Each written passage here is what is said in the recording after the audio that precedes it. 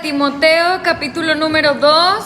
Abrimos nuestras Biblias, por favor, para realizar la lectura.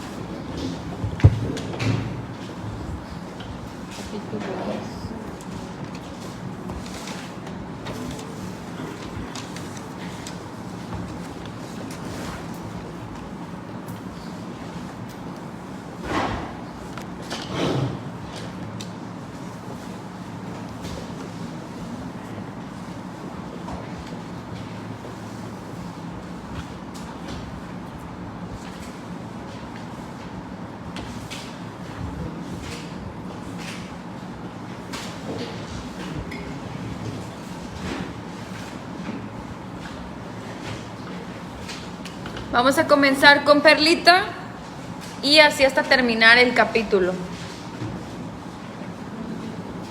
Un buen soldado de Jesucristo. Entonces tú, hijo mío, revístete del poder que por la misericordia viene del Mashiach Yeshua.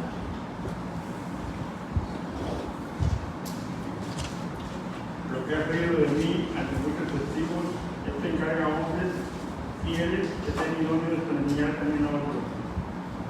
Tú pues sufre penalidades como buen soldado de Jesucristo.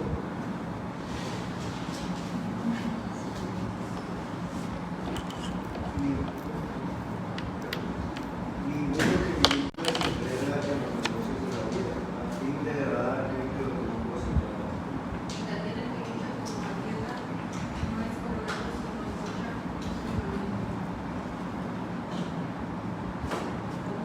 El agradador para participar de los frutos debe trabajar primero. Considera bien lo que quiero decir.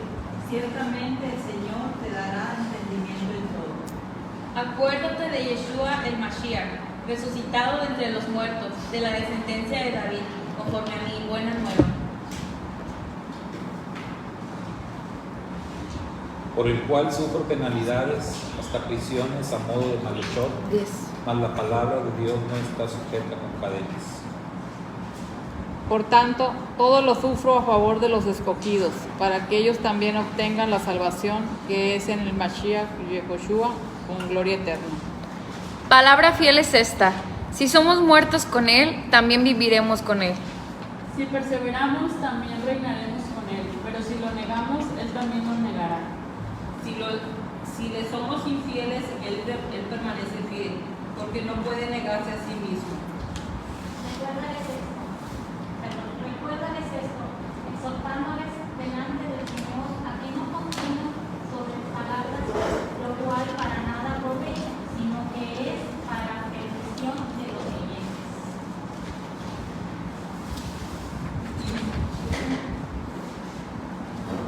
Procurar con diligencia presentarte ante Elohim, aprobado como obrero que no tiene de qué avergonzarse, que traza bien el mensaje de la verdad. Pero evita las profanas y vanas palabrerías que confusionarán más y más a la impiedad. Y su palabra te comerá como la reguera, de los cuales son Judeo y Judeo. Que se guiaron en la verdad, y cierto que la transgresión ya se efectuó, nuestras formas, la fe de los hombres. Sin embargo, la verdadera se mantiene firme como una piedra de escoger, porque la siguiente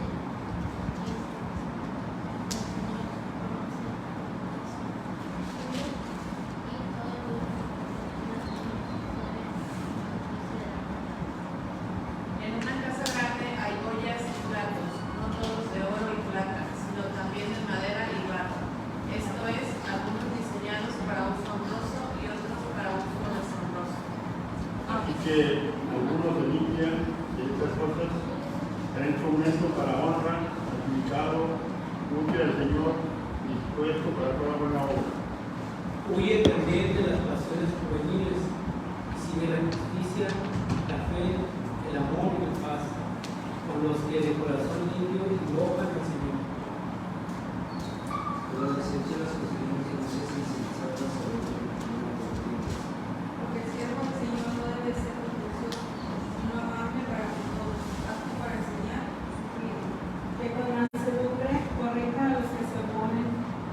quizá Dios les conceda que se arrepientan para conocer la verdad.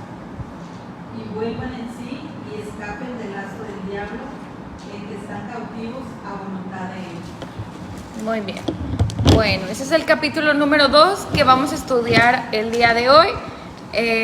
Pues como ya saben, haciendo algunos comentarios un poco más a detalle, tratando de aclarar si es que tenemos alguna duda.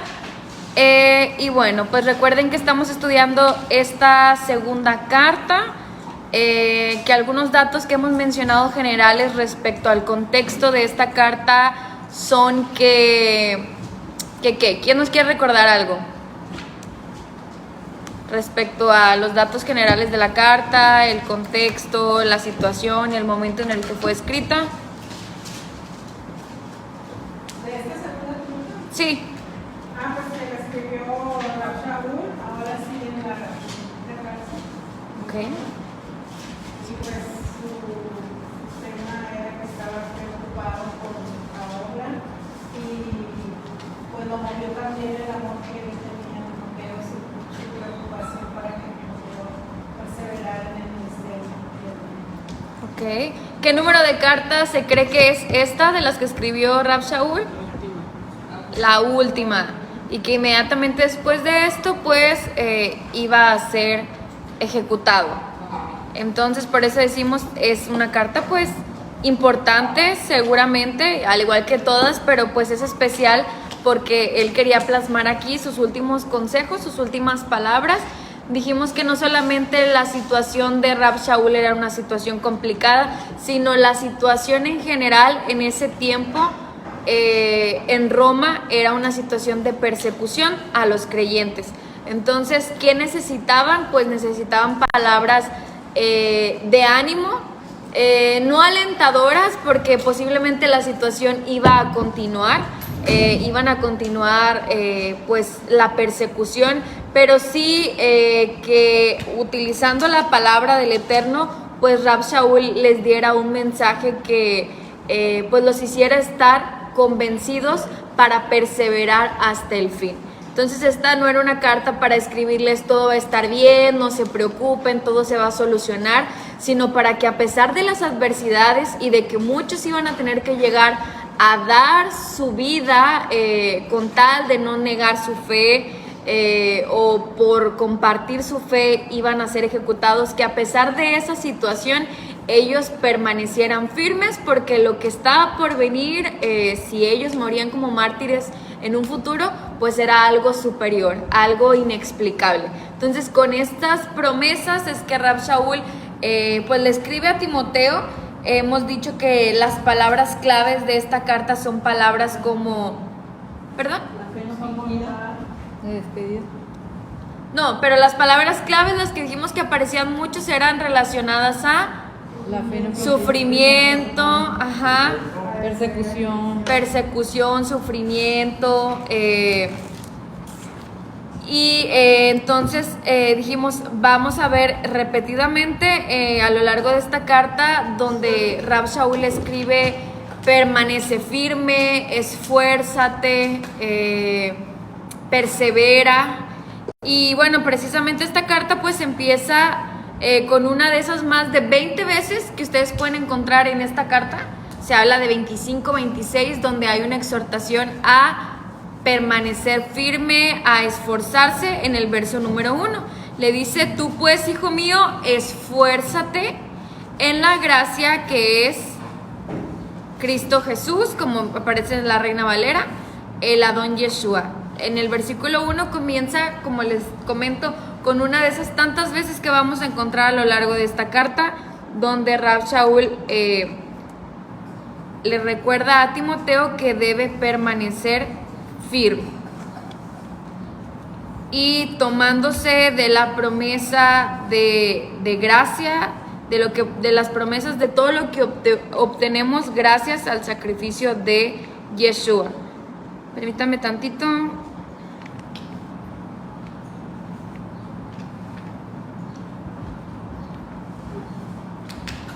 Shalom, hermana Ketita, hermana Belita, hermana Claudita y hermana Norma.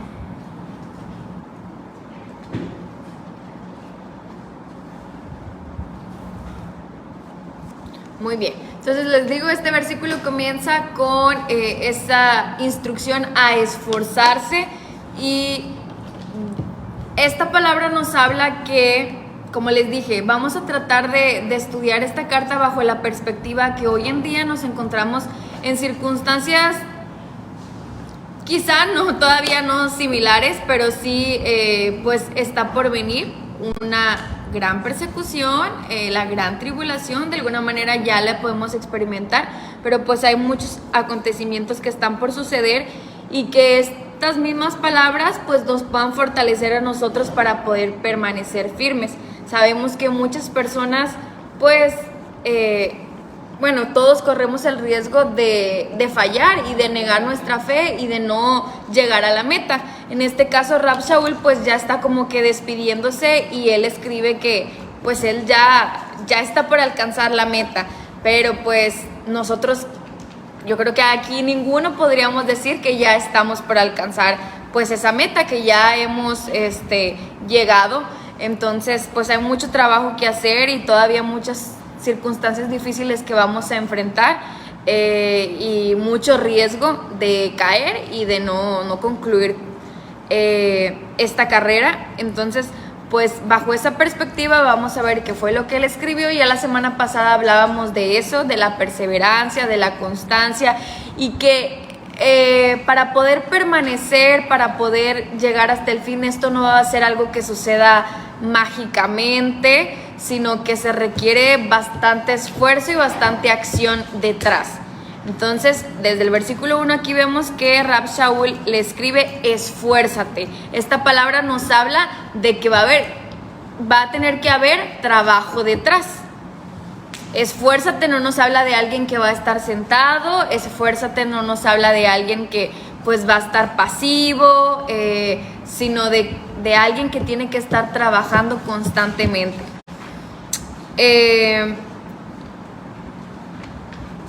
Y bueno, vamos a continuar entonces con el verso número 2, y les voy a hacer una pregunta. ¿A quién le preguntamos? A quien se está durmiendo, no se crean. Bueno, a usted le preguntamos, hermano. Ok. ¿A quiénes debía de enseñar? ¿Qué característica tenían que tener los hombres a los que Timoteo les tenía que enseñar? De acuerdo al verso número 2. Dice, esto encarga a hombres fieles. Ok. Que sean fieles primero, y luego dice que sean idóneos también para enseñar, o sea, que tuvieran el don de la enseñanza. Muy bien. Capítulo número 2, hermana Ketita. Capítulo 2. Entonces, la característica que tenía que tener para poderles enseñar, para poderles encargar o instruir a que ellos también compartieran la palabra, era que fueran hombres fieles, fidelidad. ¿De qué nos habla la fidelidad, hermanos? Compromiso, responsabilidad, ¿ok? ¿Qué más?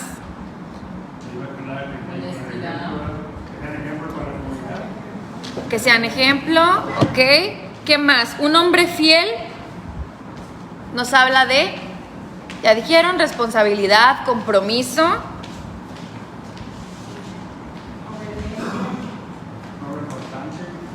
Ok.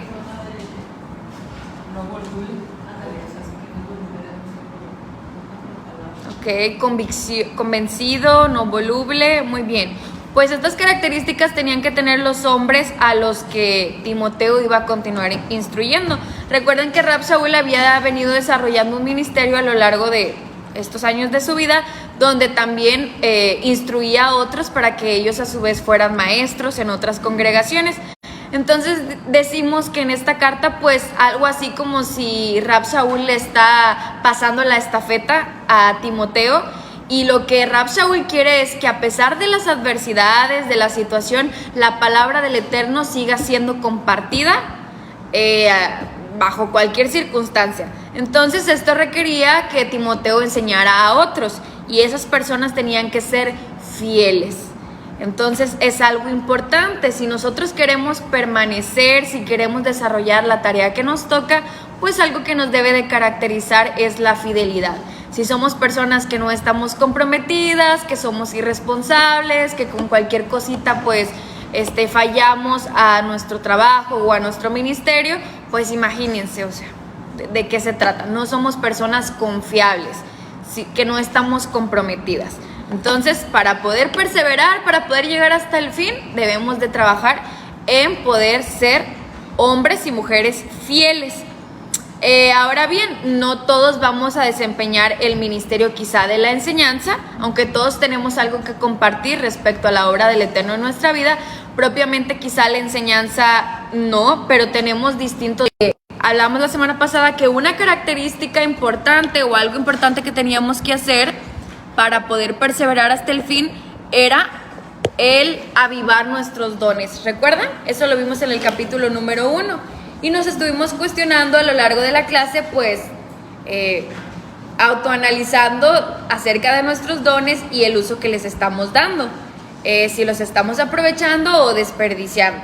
Entonces, pues, aquí otra vez vemos pues esta idea que aparece aquí, que debemos de una persona que quiere perseverar, que quiere llegar a la meta, que quiere ser salvo, pues se tiene que estar ocupado, tiene que estar trabajando, así como estos hombres que iban a estar trabajando y enseñando a otros. Bueno, vamos a continuar entonces con los siguientes versos, y en los versos 3 y 4 Rab Shaul utiliza la figura de un soldado. ¿Qué características o bajo qué idea podrían compartir, qué similitudes podrían tener un creyente y un soldado? Vamos a profundizar un poquito más en esta idea. Ok, que requieren entrenamiento, muy bien. ¿Qué más? ¿Y cómo es el entrenamiento de un soldado? Fuerte, rudo. Estricto, riguroso. Él va disciplina. Ah, claro. ¿Un soldado va a hacer lo que él quiera? No. ¿Qué hace el soldado? Tiene que obedecer. Seguir órdenes. Órdenes que él no las pone. Él no dice, estas son las reglas y esto lo voy a hacer. En la milicia, pues, son muy estrictos tanto en la apariencia, incluso. No puede decir, yo voy a traer este corte de cabello. No, hasta eso. Pierdes ahora sí que tu voluntad en aspectos así sencillos como lo que vas a utilizar, tu uniforme, tu corte de cabello, los horarios en los que vas a comer. Entonces son reglas bien estrictas, pero importante que Rab Shaul utilice esta figura. ¿Qué otra similitud podríamos encontrar entre un soldado y un creyente? Además de... ¿Mande? Le da la vida porque un soldado en su profesión o en lo que tiene que desempeñar, pues tiene que dar su vida. Muy bien. Siempre entrega su vida, pues igual que ellos. Ok, un soldado está consciente que está ahí para defender a su país, y que en ese sentido tiene el riesgo en cualquier momento de tener que dar su vida, y lo entrenan y lo capacitan para eso. Entonces es algo que también debería de caracterizar a los creyentes, esa convicción de estar dispuestos a llegar hasta el fin, pese a lo que tenga que suceder. Entonces, pues bueno, ya hablamos acerca de la disciplina, que un creyente debería de ser disciplinado, debería además estar dispuesto al sacrificio. ¿Qué más? ¿Algo más? Sumisión, ok. ¿Por allá, Jorgito? ¿No? Vi que levantaste la mano. Creo que un soldado tampoco tiene derecho a cuestionar, ¿verdad? Como decías, estabas diciendo ahorita de todo lo que ni su corte de pelo, ¿verdad? Puede ser así justo, sino como le están dando ahí la orden, ¿verdad? Okay. Y nosotros a veces siempre decimos cuando nos pasa algo, ¿por qué Dios? Tampoco debemos de cuestionar a Dios, sino aceptar también su voluntad. Ok, más obediencia sobre todo, ¿sí? Muy bien.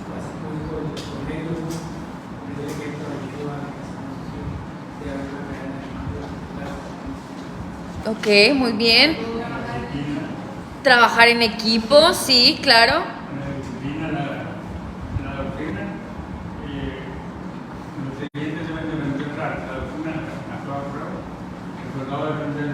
disciplina toda prueba. Sí. Y así como se le da a él, tiene que transmitirle, y así como al hermano, al creyente, tiene que aprender a También los soldados se levantan demasiado temprano. También como creyentes deberemos de levantarnos temprano a ponernos en comunión con el Eterno. Tenemos la prioridad.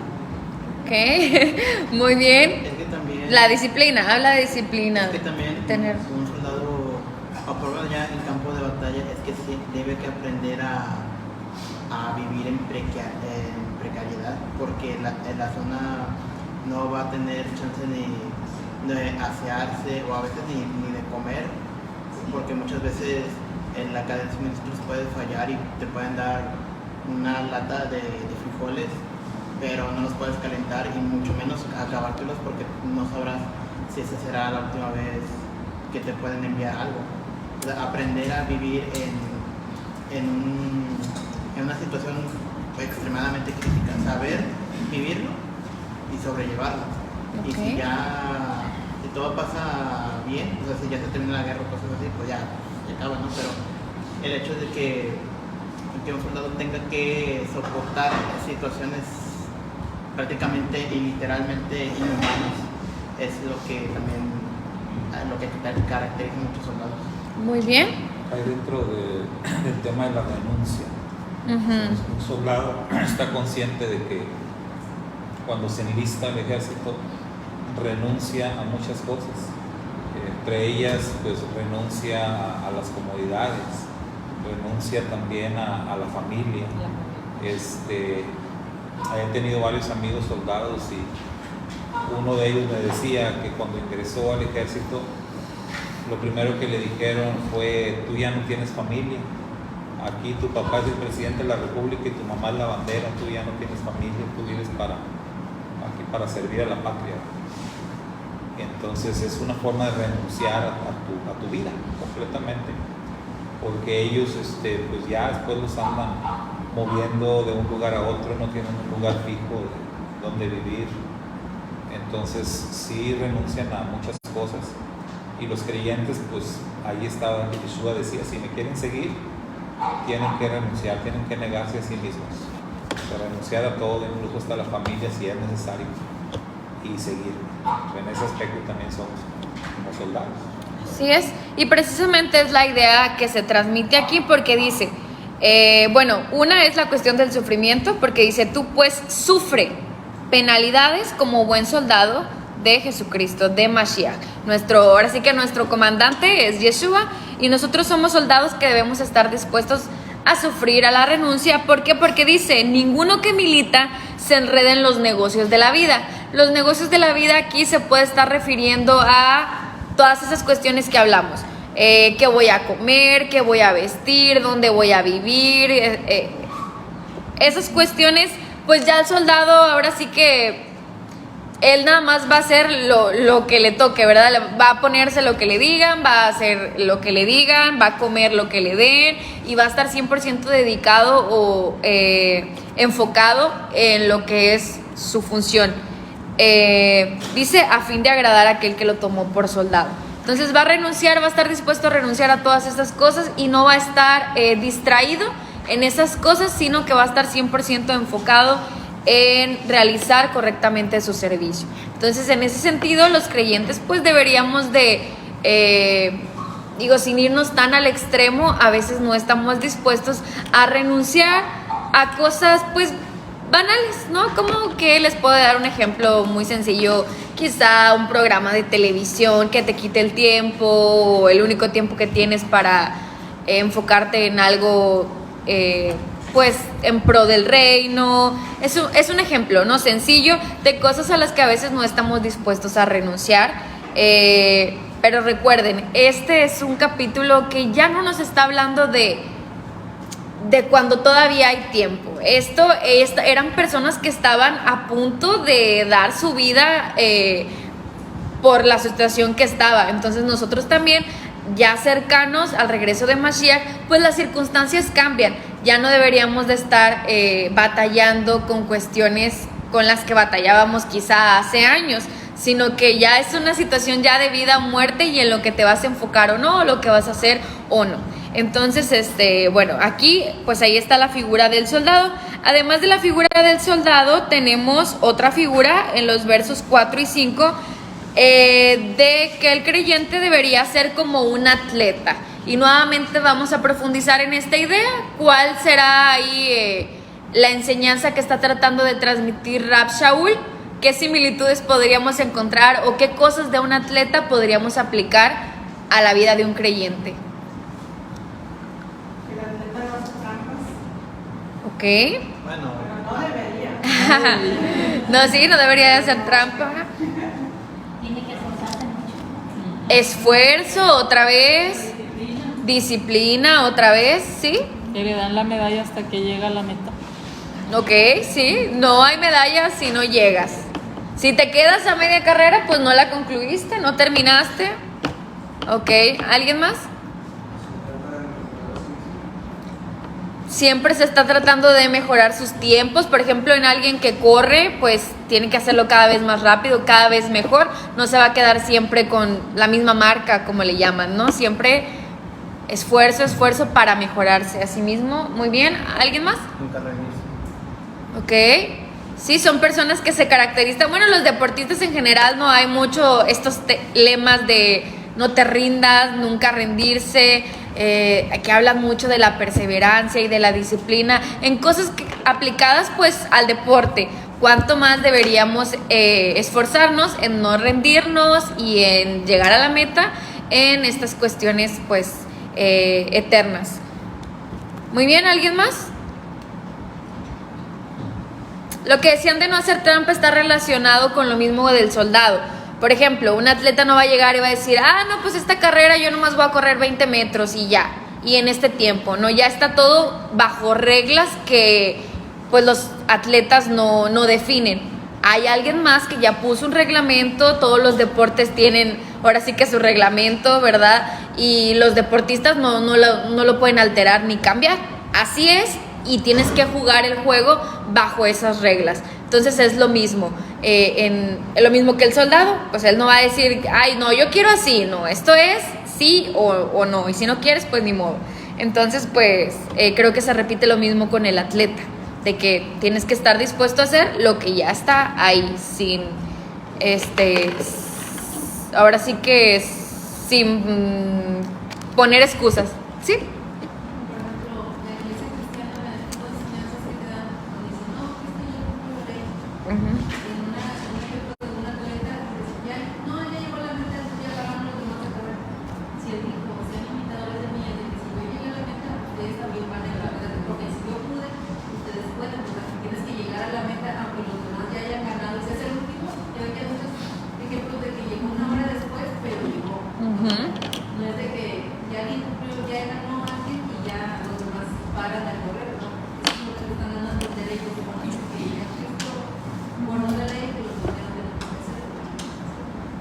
Muy bien, hermana, muy bien. Se trata de avanzar y concluir, como dice la hermana.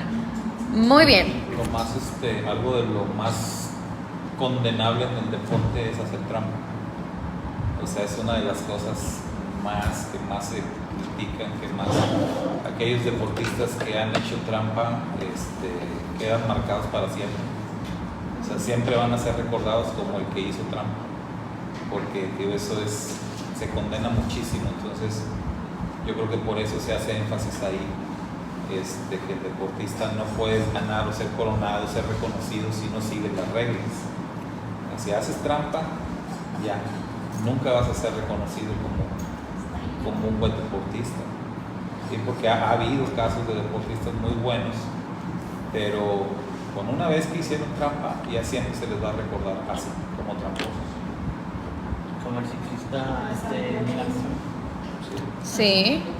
Dice Claudita que un atleta debe estar fuerte, saludable y debe de dejar hábitos nocivos a un lado. Debería, claro. Sí, debería. Bueno, un buen atleta. Estamos hablando de un buen atleta.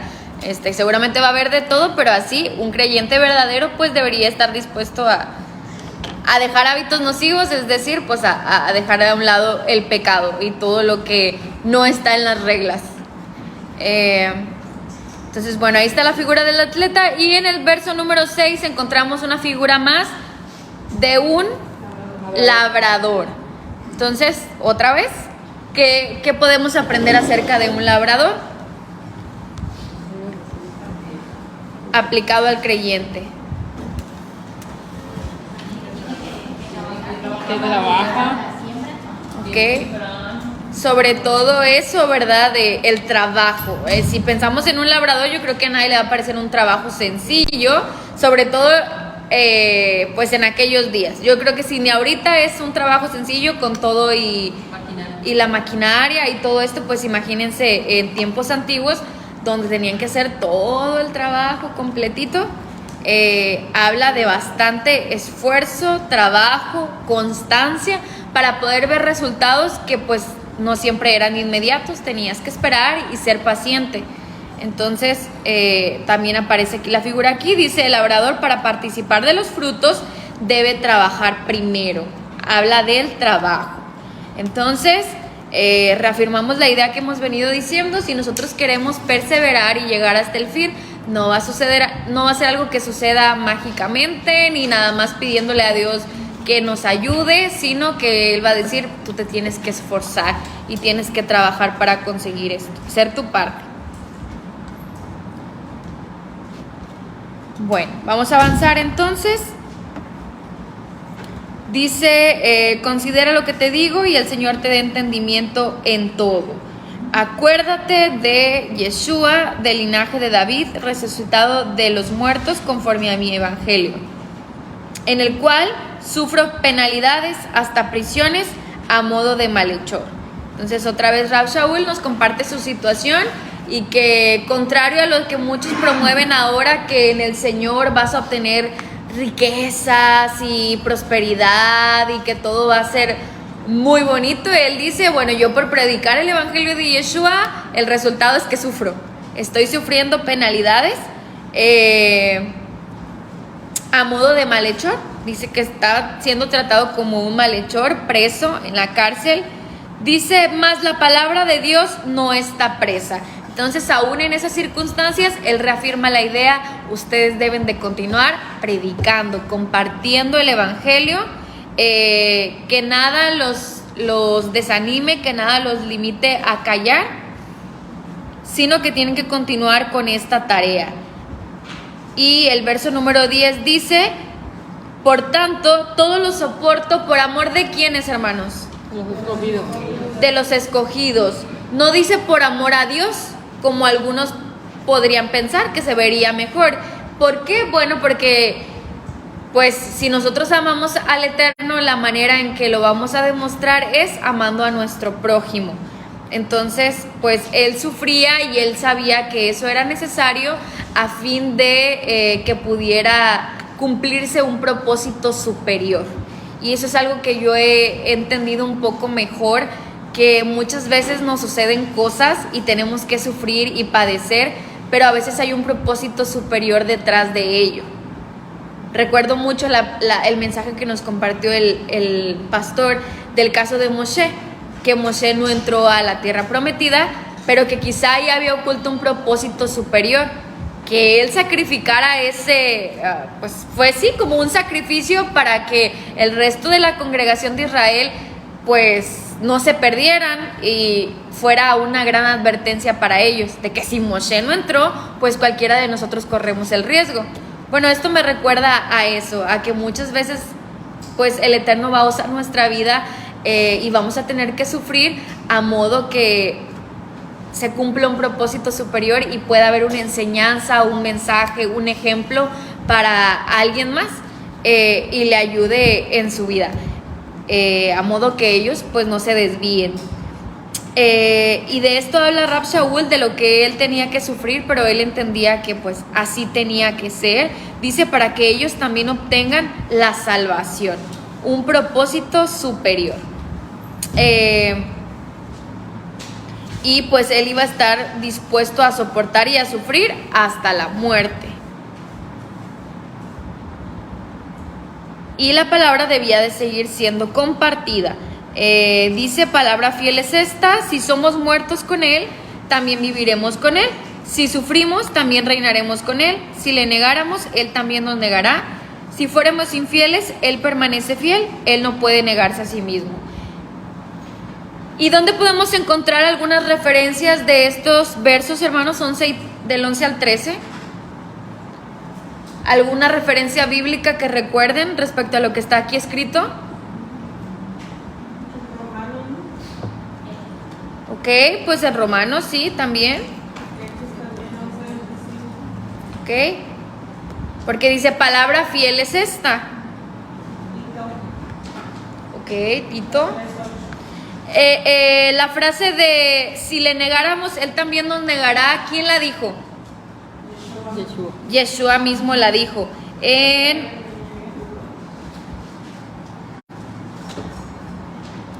Me parece que es Mateo 10:33, pero déjenme confirmar. Mateo 10:33 dice, Yeshua lo dijo claramente, y a cualquiera que me niegue delante de los hombres, yo también le negaré delante de mi Padre que está en los cielos. Entonces, estos principios no es algo que, pues ahora sí, que sea consejo de Pablo, como en otras ocasiones, que diga esto va por mí o esto es lo que yo pienso, sino que todo esto, estas promesas las podemos encontrar, o estos principios, a lo largo de las Escrituras, en distintos pasajes. Incluso así tal cual, el tema de negar en las mismas palabras de Yeshua.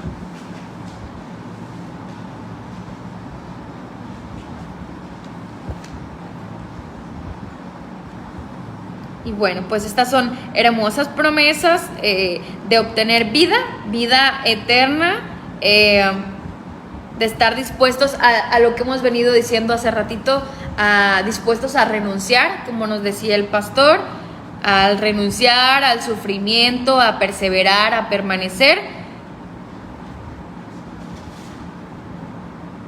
y lo que podemos obtener como resultado de ello. Espérame. Vamos a continuar entonces con el verso número 14. Dice, recuérdales esto, exhortándoles delante del Señor, a que no contiendan sobre palabras, lo cual para nada aprovecha, sino que es para perdición de los oyentes. Y bueno, en este sentido, recuerden, también estábamos hablando hace rato del tema de las distracciones y de estar bien enfocados. Entonces, a veces, tanto en lo individual como en las congregaciones, pues pueden haber cosas que nos distraigan de lo verdaderamente importante. Cosas que a veces se disfrazan incluso de cosas buenas, como algo bueno, pero que se convierten en distracciones. Entonces, en este contexto de la renuncia, de la negación, de la negación a cosas que nos gustan, ¿no? De renunciar a ciertas cosas, Rab Shaul les recuerda que pues deben permanecer enfocados y no debían de darle demasiada importancia a cosas que no la tenían, y contender y estar ahí ocupados en cosas que para nada aprovechan. Dice, procura con diligencia presentarte a Dios aprobado, como obrero que no tiene de qué avergonzarse, que usa bien la palabra de verdad. Entonces a veces pues solemos estar más ocupados, como les decía, en cosas que no nos aprovechan y descuidamos, o en lo que está haciendo mi hermano o en lo que está haciendo otra persona, en lugar de estarnos viendo a nosotros mismos. Entonces le dice, más bien procura presentarte a Dios como aprobado, ocúpate de ti, que no te desenfoques en otras cosas o en estar viendo a otros, ocúpate de ti, de ser como un obrero aprobado. ¿Y qué es un obrero aprobado? Pues alguien que realiza bien su trabajo, alguien que van y lo supervisan y dicen, pues, muy bien, ¿no? Imagínense a alguien que está construyendo ahí una casa o algo así, luego llega el arquitecto y dice, a ver, no, pues sí, todo lo hiciste conforme a los planos, aprobado tu trabajo, muy bien. Pero qué vergonzoso es cuando, si les ha pasado en su trabajo, espero que no, que hagan algo y que luego venga el patrón y diga, es que lo hiciste mal, así no era, pues nos da pena, ¿no? Entonces, desaprobado. Y aquí pues debemos presentarnos como obreros, como personas que están trabajando arduamente para el Eterno y que lo estamos haciendo de acuerdo a sus reglas, lo que ya está escrito. Entonces cuando tú sigues los planos, pues no va a haber ninguna falla.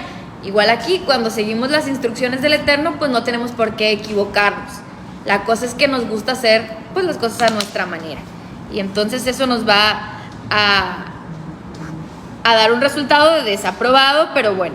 Entonces hay que esforzarnos. Y dice, evita profanas y vanas palabrerías, porque conducirán más y más a la impiedad, y su palabra carcomerá como gangrena, de los cuales son Himeneo y Fileto. O sea, hay unos ejemplos de algunos que ya se habían desviado, que se desviaron de la verdad, diciendo que la resurrección ya se efectuó, y trastorna la fe de algunos. Pero el fundamento de Dios está firme, teniendo este sello: conoce el Señor a los que son suyos, y apártese de iniquidad todo aquel que invoca el nombre de Cristo. Dice, pero en una casa grande no solamente hay utensilios de oro y de plata, sino también de madera y de barro, y unos son para usos honrosos y otros para usos viles. ¿Y aquí de qué está hablando, hermanos? En esta figura de utensilios se está refiriendo a ¿qué? A personas, ¿no? Se refiere, ¿sí? Es que hay algunos que nacen para honra y otros nacen para deshonra. Por ejemplo, no debemos hacer. ¿El ejemplo de quién, hermano? Por ejemplo, algunos nacen para honra y otros para deshonra. Algunos son para quebrarnos, pero no debemos hacer, porque no debemos hacer. Son dos tipos de personas. El creyente fiel y el infiel, porque si hay creyentes infieles, que nomás son el domingo y el sábado, hay que ver eso no digo nada. Muy bien, entonces está hablando de dos tipos de personas. Dicen unos para honra y otros para deshonra, pero, o bueno, el hermano dice fieles e infieles. ¿Ustedes cómo lo entienden? Yo no entiendo. Ajá. Es bien correcto, pero yo entiendo así como que sea como fue de usar, pero Sí. para no subir, para no de honra, ¿verdad? Entonces, si es como a mi punto de vista se usa Satanás, ¿no? Es que alguien que hace el trabajo sucio, hace la Satanás. Oye, ¿sabes que alguien tiene que hablar de proyectos? No, pues hace la voz bien chismosa. Pero va a estar bien, o sea, va a ser una persona, un hombre del bien, alguien vil, pero usado por Dios. No quiere decir que va a heredar la vida eterna, sino que use el pelo para algo más. Entonces, lo que dice Pablo es que el libro es busca que Dios te utilice de una manera honrosa, ¿no? Así que Muy bien, hermano, porque aquí mismo nos dice, por ejemplo, yo les preguntaría, de acuerdo a lo que vemos aquí, un utensilio que se utiliza para un uso vil, nunca se va a poder utilizar para un uso santo, de acuerdo a lo que vemos aquí. Pues, a ver, léanlo. Bueno, pero o sea, sí se puede, pero tiene que pasar por un proceso. Porque dice, así que si alguno se limpia de estas cosas, entonces un utensilio se puede purificar. O sea, no está destinado a siempre ser utilizado para, como decían, para algo deshonroso. Puede purificarse, puede ser santificado y convertirse en un instrumento para honra útil al Señor, de acuerdo a lo que vemos en el verso 21. ¿Y cómo se va a purificar? Bueno, eso lo encontramos en los siguientes versos. Como un utensilio vil podría convertirse en un utensilio santo, nos lo dice los versos siguientes. ¿Qué tendría que hacer una persona para poder ser utilizado en pro del reino? ¿Qué dice ahí? Ok, primero, huir. Apartarse, dice, de las pasiones juveniles, traduce la Reina Valera. Otras versiones, ¿cómo traducen? Pasiones juveniles, otra versión distinta. Todos igual. A ver, vamos a ver otra.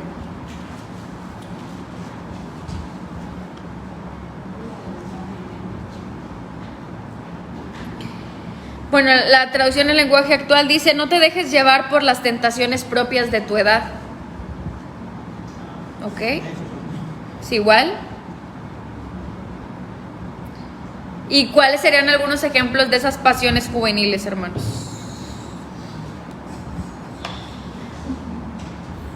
Los vicios. Vicios, ok. Ok. ¿Alguien Las más? malas amistades. Ok. Las ganancias deshonestas. Ganancias deshonestas puede convertirse en una pasión. Muy bien. Sí, la gente se puede apasionar por todo ese tipo de cosas, por los vicios, por los amigos, la fama, el éxito, Dinero. la codicia, el dinero, todo eso puede convertirse en una pasión. Entonces, lo primero que tendría que hacer una persona que quiere santificarse es huir de eso. Y ya huí, ya ahora sí, ya no cometo inmoralidad sexual, ya no robo, ya no codicio, ya, eso es todo. No, viene la siguiente parte. Vas a cambiar eso y ahora te vas a esforzar en seguir, ¿qué cosas, hermanos? La justicia, La justicia, la fe, la fe, el amor y la paz. el amor y la paz. Ahí está la parte complicada también. Si pudiera parecer complicado alejarse de eso, más complicado es el permanecer firme buscando el hacer estas cosas. Entonces, no solamente es el huir, sino el poder seguir, el poder buscar, el practicar la justicia, la fe, el amor y la paz. Para poder ser un instrumento útil al Eterno.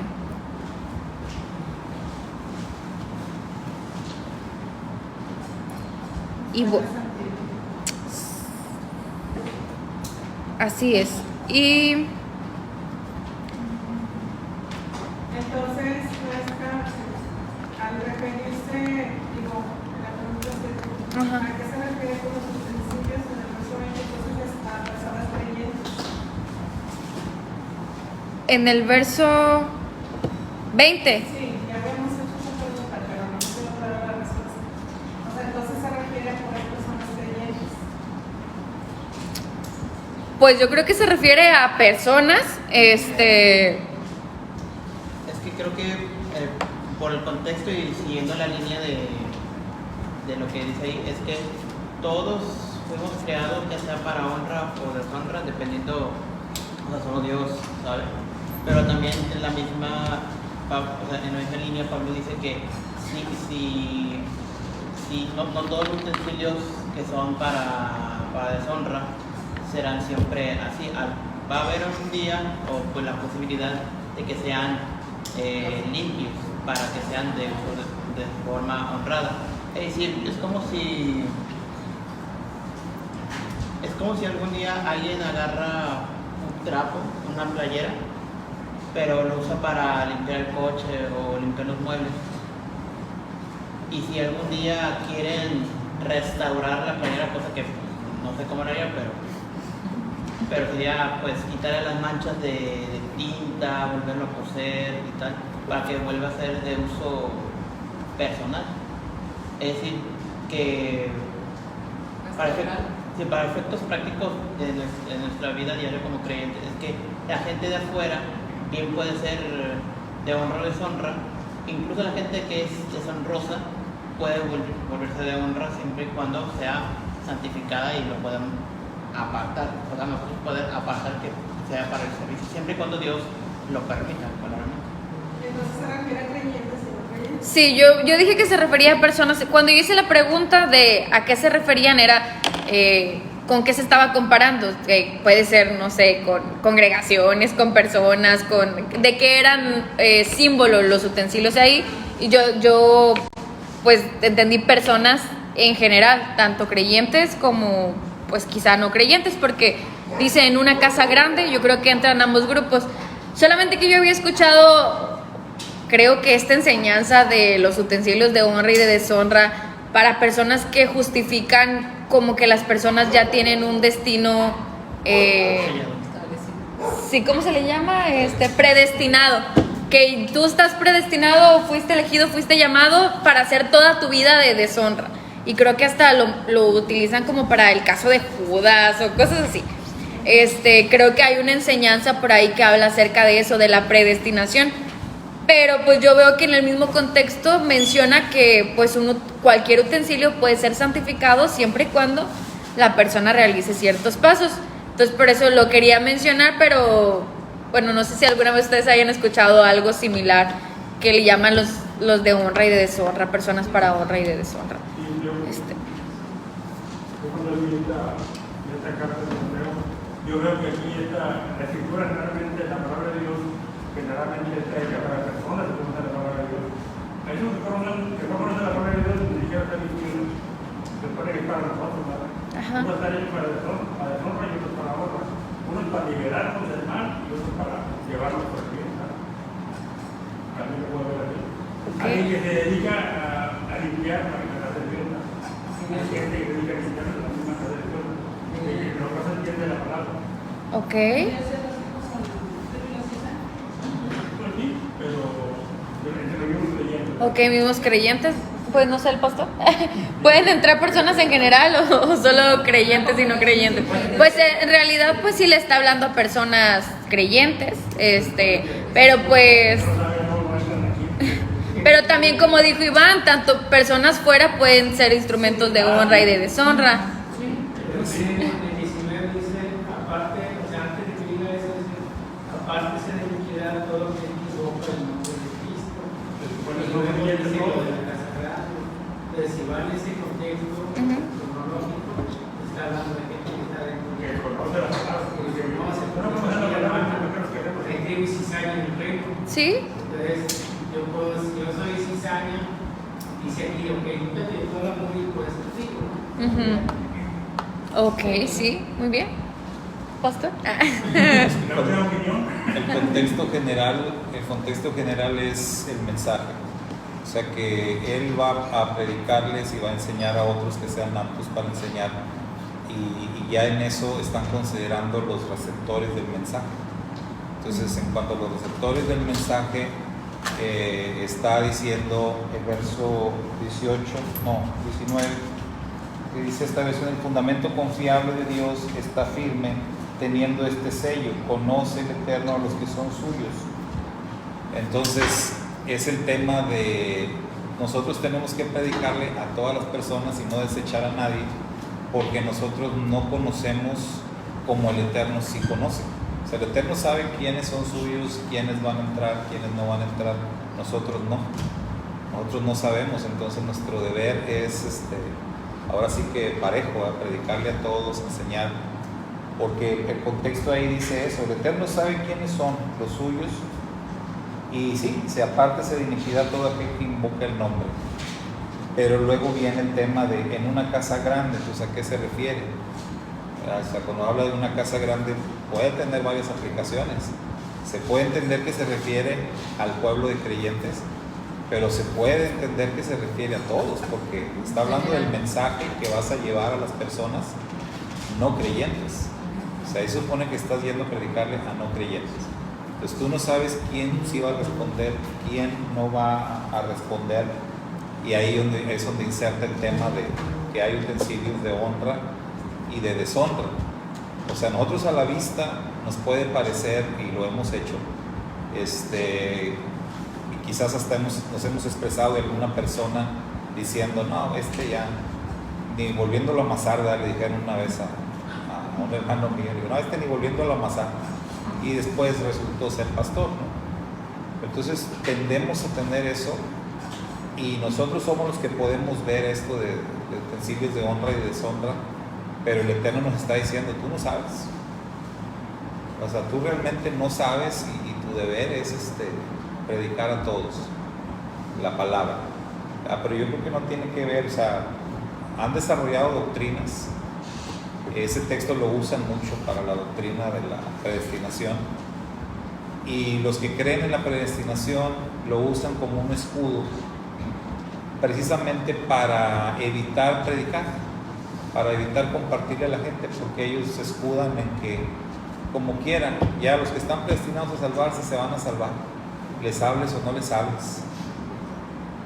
Pues entonces, ¿por qué la Escritura dice todo el tiempo que necesitamos predicar? ¿Y por qué desde el Tanakh dice que las personas que se pierden se van a perder, pero que su sangre el Eterno la va a demandar de nuestra mano? Entonces es como lo tenemos que ver así de esa manera, ¿verdad? Porque hacen la doctrina, pero se olvidan del contexto, como decía Carmen. El siguiente verso dice, hay una vía, ¿verdad? Hay una forma de que esos instrumentos de iniquidad puedan ser limpios. Entonces, y obviamente está hablando de personas, aquí todo el tiempo habla de personas, no está hablando de cosas, porque también puede haber otro extremo que digan, no, pues ya ves, sí se puede purificar, ¿verdad? Y se pueden ir al lado de unas carnitas de cerdo, pues, las purificamos y ya está, te está dando. No, pues aquí está hablando de personas exclusivamente, y que cualquier persona, por muy perdida que se vea, tiene una esperanza. Siempre hay una esperanza, y nosotros no tenemos la certeza de quién se va a salvar y quién se va a perder. O sea, si no sabemos de nosotros mismos, estar seguros de nosotros mismos, pues ¿cómo vamos a estar seguros de otro?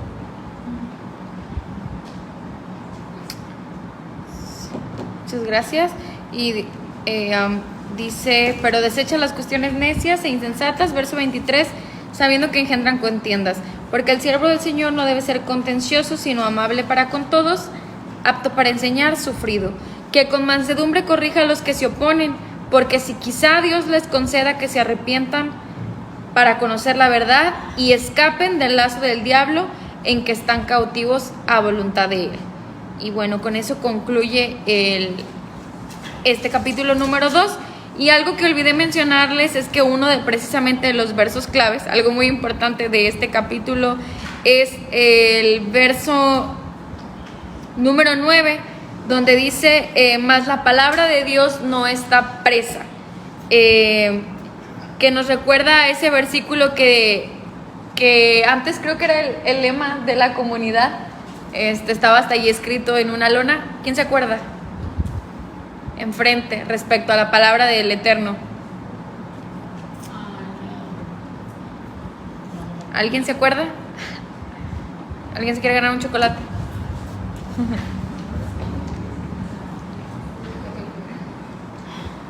Respecto a la palabra de Dios, estaba ahí en una lona antes. No, es un versículo. Era la de Crónicas. La flor se marchita. Sécase la hierba, marchita. Mas la palabra permanece para siempre. No. Sí, está. ¿Es en Isaías? Es Isaías y Pedro lo cita. La palabra de Dios permanece para siempre. Entonces eso es lo que es la clave de lo que Rav Shaul quiere transmitir en este capítulo número 2, que la palabra es eterna, a pesar de las circunstancias, pues la palabra se tiene que seguir compartiendo. Como les he dicho, Rav Shaul quería pasarle la estafeta a Timoteo y que bajo ninguna circunstancia ellos se callaran de compartir este mensaje, sino que continuaran compartiéndolo, enseñando a otros, y que esos a su vez pues lo extendieran. Por eso era necesario que esos hombres fueran fieles, porque si fueran infieles, pues imaginan, el mensaje ya no iba a seguir siendo extendido con tanta fuerza, aunque el Eterno pues siempre utiliza personas, ¿no? Entonces, pues como les había estado diciendo, este es como un manual para nosotros de cómo podemos permanecer, cómo podemos perseverar hasta el fin. Y algo de lo que hablamos la semana pasada fue pues el trabajando de acuerdo a nuestros dones, el avivándolos. Y otra cosa que vamos a aprender el día de hoy, o con lo que quiero que se vayan, es: si usted quiere permanecer hasta el fin, pues algo que le va a ayudar es el no callar bajo ninguna circunstancia, y contribuir a que la palabra del Eterno siempre siga siendo compartirla con otros, extender el mensaje. Eso es algo que nos va a ayudar si queremos permanecer y si queremos perseverar. A lo mejor cuando escuchan las instrucciones de cómo sobrevivir, ustedes se imaginan que vamos a hablar aquí de que escóndete o almacena comida, pero no ese es el mensaje, sino el qué es lo que vamos a hacer en medio de estos tiempos difíciles. Y en medio de aquella persecución tan terrible, ellos tenían que avivar sus dones, tenían que compartir el mensaje. Las instrucciones son las mismas para hoy en día. Continuar trabajando y compartiendo el mensaje mientras nos sea posible. Ser instrumentos de honra, sí. Bueno, y ayudando a otros a que puedan pues ser instrumentos de honra también. Bueno, pues así vamos a concluir el día de hoy y bueno, continuamos ahorita con la siguiente clase. Gracias a los hermanos que estuvieron acompañando y participando. Shabbat Shalom.